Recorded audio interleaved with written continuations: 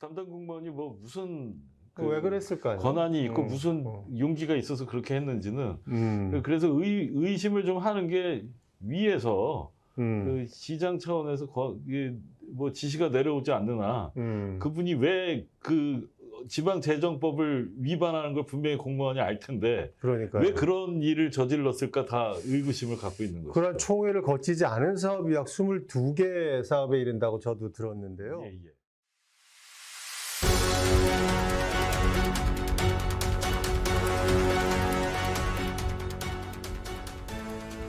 안녕하세요. 정승현의 인천포커스입니다. 여러분, 주민참여 예산제라고 들어보셨나요?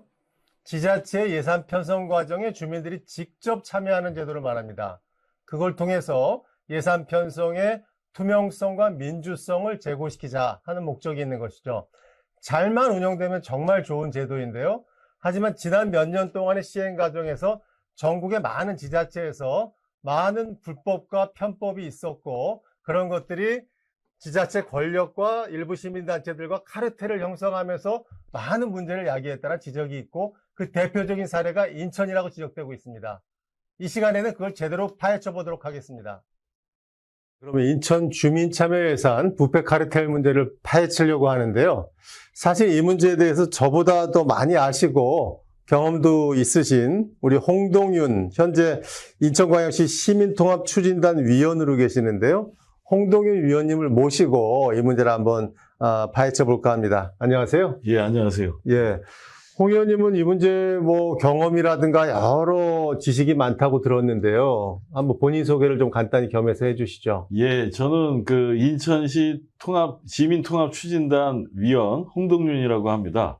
제가 2018년에 이 인천시 의회의 예산자문위원으로 있을 때부터 이 주민참여 예산과 관련된 여러 가지 그 문제점들에 대해서 많은 시의원들과 주변 시민단체 분들에게 여러 의견을 듣고 그것에 대해서 많은 고민을 하면서 관련 자료들을 몇 년 동안 수집을 해왔고 최근에 국민의힘 그 특위 쪽에서 국회까지 가셔서 이런 문제들을 다루신 거에 대해서 제가 같이 의견을 공유할 수 있는 것이 있고 같이 진실을 파헤치는데 보탬이 될 게 있다면 좀 도움을 드리고자 이 자리에 나오게 됐습니다. 우리 홍 의원님께서는 이러한 현재 시민통합추진단 위원으로 활동하시기 이전에도 뭐 학생운동이라든가 시민운동을 통해서 인천의 그런 많은 시민운동 세력들과 함께 하셨다고 들었는데요. 예. 아시는 분들이 많으시겠네요. 예, 특히 뭐 이번에 문제가 되고 있는 인천평화복지연대의 분들은 대부분 옛날에 30여 년 전부터 함께 민주화 운동을 했던 그런 동지 선후배들도 많고요. 또 제가 그 평화복지연대의 또 독서 모임에서도 한 5년 동안 활동한 적도 있고요. 그분들과 여러 가지 인연의 고리들이 많이 있습니다. 예, 그래서 많이 알고 있습니다. 예, 그러면 홍 의원님, 이 주민참여 예산 문제를 파헤치기 위해서는 몇 가지 포인트를 가지고 이 문제를 좀 심층적으로 바라볼 필요가 있겠는데요.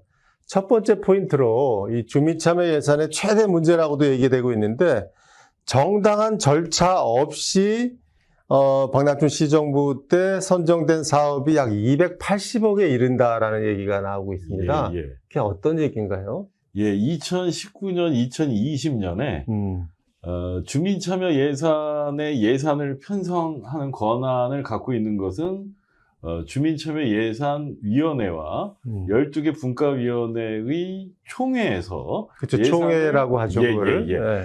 거기서 사업의 예산을 선정하고 심의를 거쳐서 최종적으로 선정하는 그 과정을 거쳐야 하는데 2019년, 2020년에 예산 담당관이 임의로 280억을 이 총회를 거치지 않은 채 예산을 편성한 사례가 있어서 이게 작년도 12월 그 지혜 감사 결과 위법 사항으로 정보 공개가 되었습니다. 그리고 280억이라는 막대한 시민들의 예산이 지방재정법을 위반한 불법으로 편성된 경우네요. 예, 그렇죠. 그것도 일개 예산 담당관이 280억이라는 엄청난 예산을 두 해에 걸쳐서 어떤 총회라는 가장 기본적인 절차와 방식을 무시하고 선정을 한 건데 그 담당 공무원이 뭐 무슨 왜 그랬을까요? 권한이 있고 무슨 용기가 있어서 그렇게 했는지는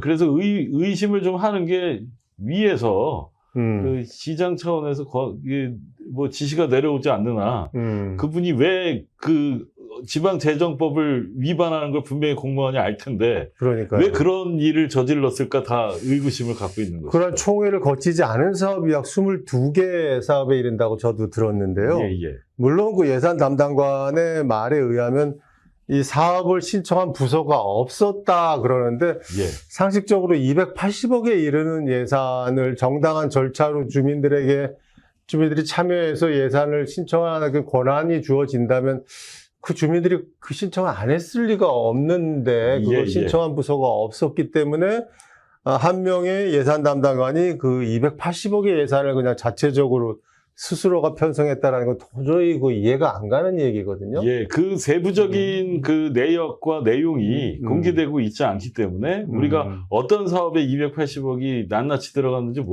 모르지만 그 예산 담당관이 편성한 280억의 사업은 평화복지연대 쪽 분들이 만든 그런 수십 개 단체 쪽에 예산 사업으로 들어가지 않았을까 이렇게 의심을 하고 있는 겁니다. 예.